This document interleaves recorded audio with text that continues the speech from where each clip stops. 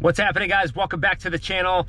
Today we're going to be finishing up the engine on the Speed 6. Last episode I had put it all together, but we were missing 2 friction washers for the cams and couldn't get to the timing of the engine. So I decided to actually break it up into 2 videos. I went and got the washers. Actually, Dom went and got them for me, so shout out to Dom. And then I brought over my timing cover and valve cover over to my powder coater at Radiant Powder Coating and had him strip and re-powder coat the 2 covers so that they match the piping and all that stuff that I had done last year. You guys can see a picture here. But I just pulled up here and we're about to go inside and check out the new pieces that they just powder coated. I got a little sneak peek picture and they look fire. So gonna go in there, check them out, and I'm super stoked to bring you guys along. Let's go.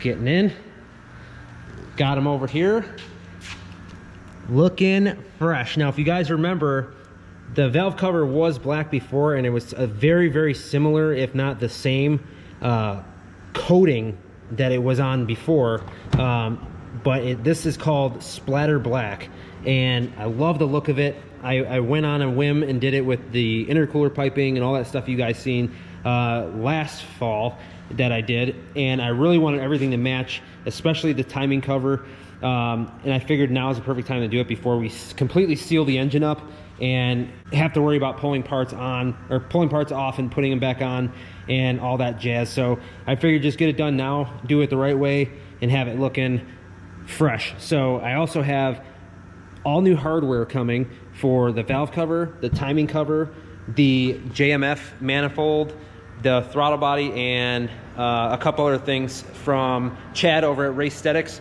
He makes amazing hardware kits with like different color washers and all that stuff. So it'll literally have like a silver bolt with a gold washer around all the parts that you see here, and then some of them on the car as well. It's going to really kind of add a little bit more of that personal touch to the car, which is going to be great. But these guys over at Radiant do an amazing job. I mean, everything that I told them that I needed, you know, a surface covered, they covered it. All the, you know, a lot of times you see when people get their valve cover powder coated, especially in the Mazdaspeed platform, the cam sensor and like all these, you really want to keep those fresh surfaced so that you don't have any issues, because the cam sensor can be off just a tiny bit just due to coating, and it will cause you issues with the car. Sounds silly, but it happens. So the finish of this is amazing. They did a great job. Everything has been extremely clean, and I haven't had any issues with the stuff that I've had coated before. So I believe you guys can take shipments in too for stuff, right? Oh, we do. Yeah. So if you guys are like really interested and you want to, if you're out of state and you want to ship something in, just get a hold of me and I'll kind of coordinate and set something up if you really want some stuff done. I would recommend that if you're going to do that, I'd send a bunch of parts that you're planning on having coated all at once, so that it's just cheaper for you because you'll pay shipping here and then back, all that kind of stuff. But if you're local to me, even within a couple hours, it's definitely worth the drive because the quality is unmatched. And I've seen and been to my fair share of powder coaters, and I tell you, these guys are the real deal. So we're gonna load these up, get these back to the house, and start getting to work on timing the engine and getting everything all set up so that we can start packaging this thing together to get the thing back in the car so we can get this thing up and running. All right, guys, so we're back in the garage. First off, before I go any further, I just want to congratulate my boy Abdul, YouTube SlowAs6. You can find him on Instagram too. Dude just went on top again to claim quickest and fastest Speed 6 in the world. So huge shout out to him. That's my boy. Go check him out. His Speed 6 is nuts, super fast. He's been trying at it forever. And not only did he do that, but he did it at over 8,000 foot elevation in Colorado. So huge props to him, man. Go check him out. Good work, buddy. All right, so engine's here still bagged up because it is still open.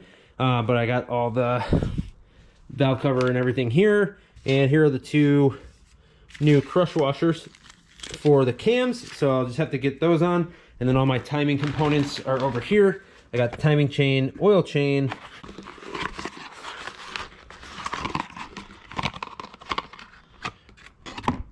I got this guy, and what's in here? tensioner. Oh yeah, the chain tensioner, and then a new crank bolt, I believe.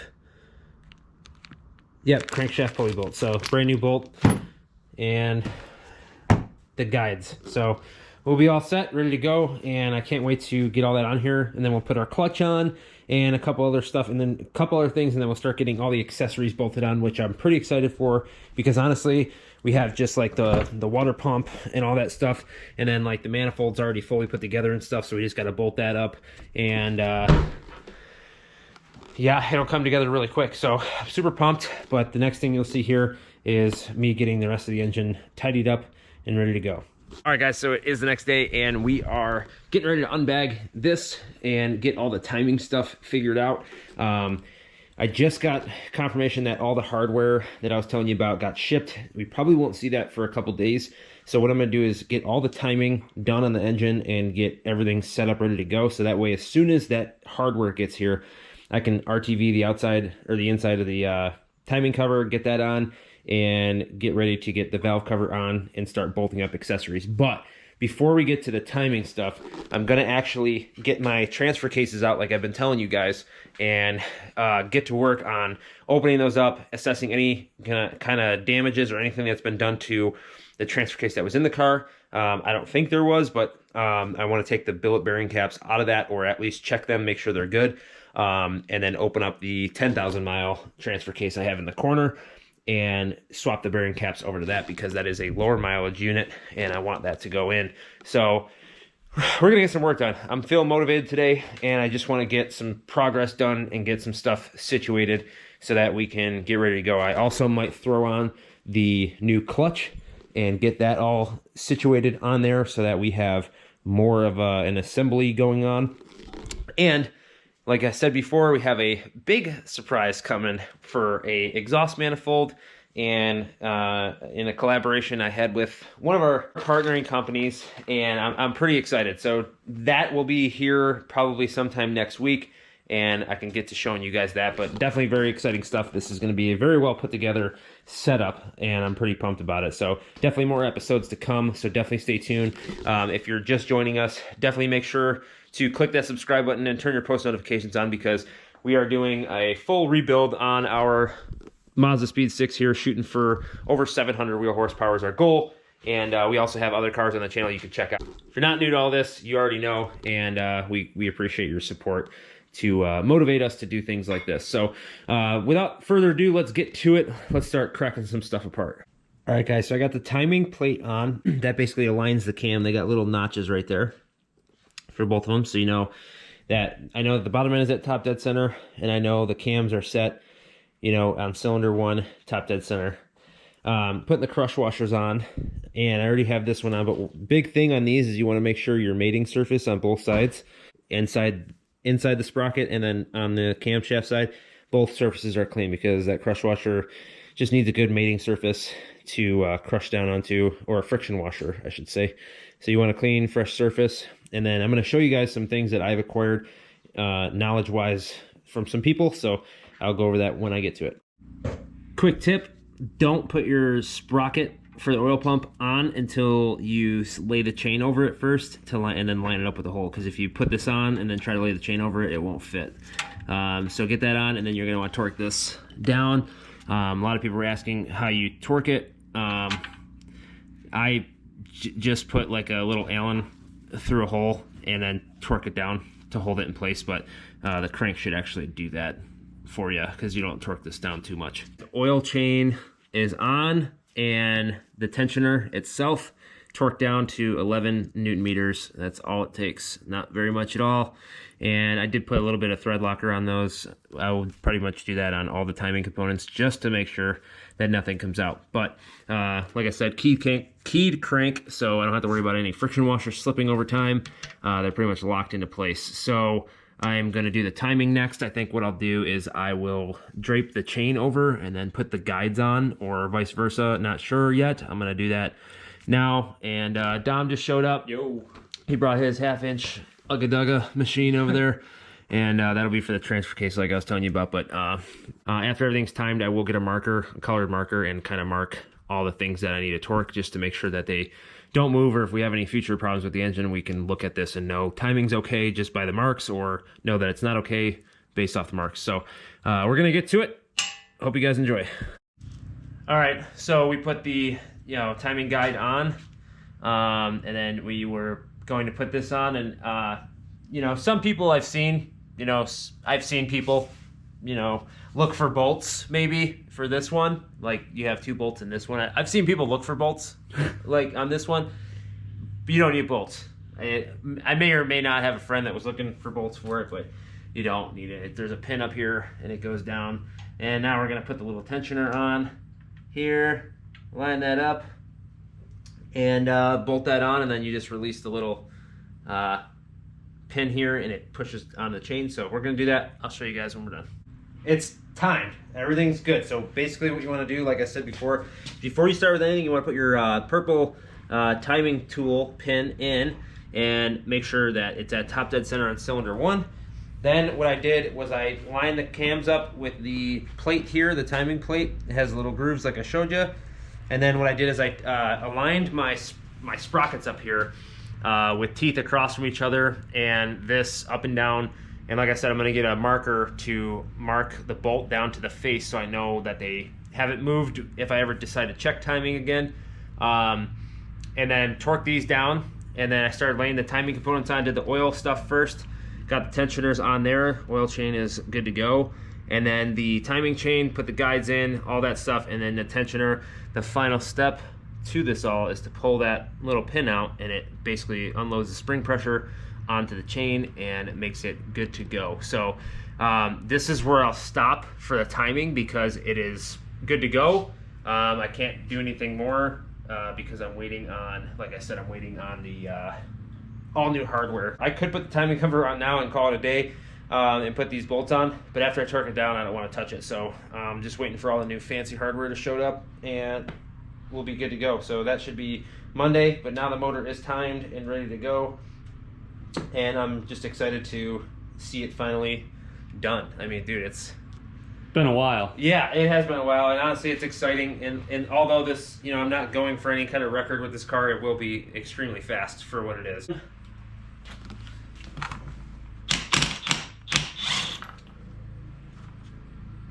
Whoa. A little bit of debris. Yeah. A little bit of gunking. I don't know what that is. This is why we do these things.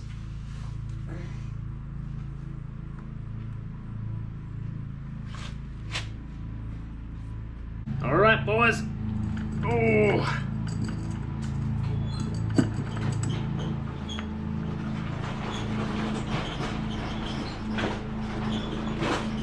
All right. Whew. All the gears seem to be okay.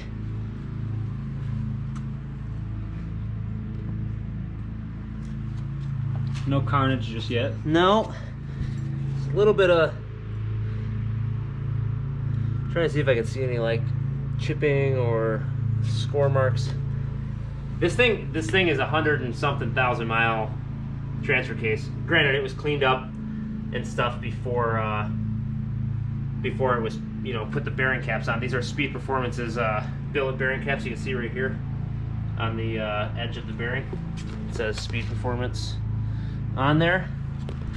And basically what's going to happen is I'll have to take these to work and get them in my parts cleaner, clean them all out, get them like 100% clean, and then get it ready to reseal. So I mean, I could do that. I could just brake clean and just brake clean the hell out of it, but you want to make sure everything's clean before you reseal and that it's ready to go. So we'll there is a little bit of like, I don't know if that's just oil in some spots, but the gears actually look really good, especially for the mileage on them. Yeah, almost looks brand new. You know what I mean? I may not even swap these. Yeah, bust open the other ones. The only thing that I would want to swap for is because of the seals, but The seals were never leaking, and I never really had an issue. Could just clean it up, put some new fluid in it. Yeah, honestly, I might just clean it up, put some new fluid in it, and call it good. Because I mean, there's really no sign of leakage coming from any of the outer seals, which I'm not even sure. But my buddy Jake might have resealed this when he did it. So it's looking really good. I really don't see a need to do it. You guys can let me know in the comments what you think I should do. But there's really nothing that appears wrong with this thing. All right, just to make sure, I called my boy Abdul. You guys know who he is, most of you. He has the world's fastest Speed 6, and I was calling him, kind of explaining this, and he basically told me, because the only thing I was worried about was this little bit of material here, and he said it's normal. He said you got to think it's basically gear on gear. It's not like a transmission where there's like a synchro, a mesh, all that stuff. He said that's completely normal. All the gears look great. There's no visible marks or anything. So I'm gonna clean this one out completely, get it all clean, ready to go, get all this off, and reseal this and slap it back onto the transmission and stuff when I put everything together. But so that's what we'll do with the transfer case. But guys, check this out. Me and Dom decided to put this like on here real quick. Whoa, this looks so good. I just tossed like 2 bolts in there hand tight just to hold it on there. But dude, that looks so nasty. And we're gonna, I'll get the intake manifold. I just love how clean of a look it is. Just so you guys can see like how clean this is gonna look. This is the intake manifold. Whew, bam. So clean. Picture a huge spoolie boy right about here. Yep. And that'll be all Cerakoted and powder coated as well. What color do you think you're going to go with turbo-wise? Red on the... I'm going to do red. I'm going to have them redo this one while I'm at it, just because... Why not? With everything coming on and off so many times when we're having trouble, yeah. I think I'll do it. Plus, I got to get the injectors cleaned anyway. Guys, that is going to do it for this episode. I just wanted to show you guys the timing and all that stuff, show you the transfer case, and that's really where I'm going to stop for the next, like, day or so. I'm going to take these to work probably today or something like that and clean those out with my parts cleaner. I have a massive parts cleaner at work. I'll just clean them there. It's kind of an out-of-place clip, but I decided to throw this in the same video before we end this off. Brought this to my work, cleaned it out. It is super fresh, got everything out of it.